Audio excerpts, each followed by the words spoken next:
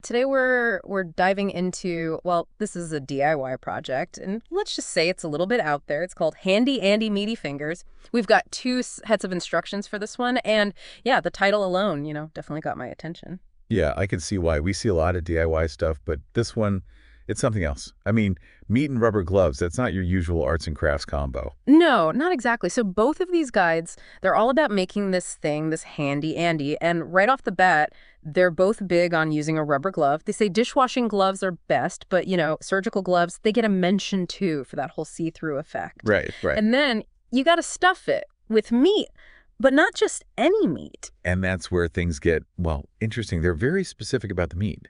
85% lean ground beef. 85. Yeah, 85. Why not like 90? Why not go leaner, Makes you think they're going for a certain texture. Like, it's got to feel a certain way. Okay, we don't need to get too graphic here. Right, right. But I see what you're saying. The instructions, they're oddly specific. Like, they really emphasize stuffing the meat all the way into the fingertips. Every single one. And the thumb. Don't forget the thumb.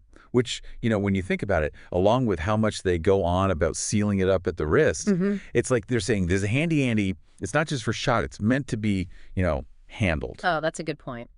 And speaking of the seal, both sources are very, very clear about making that wrist opening airtight. We're talking staples, glue guns, even zip ties. This isn't just, tied off with a rubber band. They mean business. But it's like they're preparing it for some serious action. Yeah, like vigorous play times. They actually use the word spanking in one version, not something you'd expect in your average craft project. Okay, yeah, we're definitely not making macaroni art anymore. No, this is something different.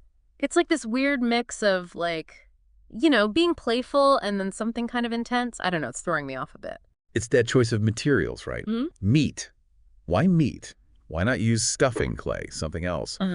It's like they're playing with this contrast, the whimsical and the, Yeah. the visceral. It's like they're saying, here's this handmade of meat. Go ahead, touch it, play with it. But then in the next breath, they're telling you to give it a personality. It's a bit much, isn't it? It is, and that's what I find so interesting. The instructions actually encourage you to, get creative with Handy Andy's face. Yeah. Markers, paint. They even suggest bedazzling. Bedazzling. Okay, I don't know about that. I mean, I get it. You're personalizing it, making it your own with, little sparkly gems. But it's still... Still a rubber glove full of ground beef. Exactly. And that's the thing. They know it's not going to last. It's not like a drawing or a sculpture you can keep. It's intentionally temporary, Right.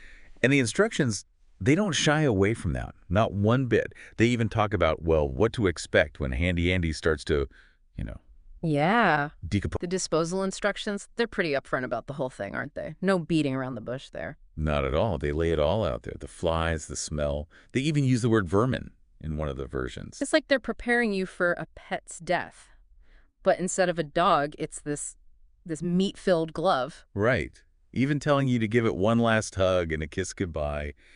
It's strange. It really is. You're supposed to name this thing, personalize it, practically develop a parental bond with it, and all with the knowledge that it's only temporary. It's like they've condensed that whole cycle of life and death into this weird DIY project. Yeah. It is weird and kind of gross, honestly, but also, I don't know, it's kind of profound when you think about it. Like, who comes up with this stuff? What's going on in their heads? What gets me is that they don't treat those two things.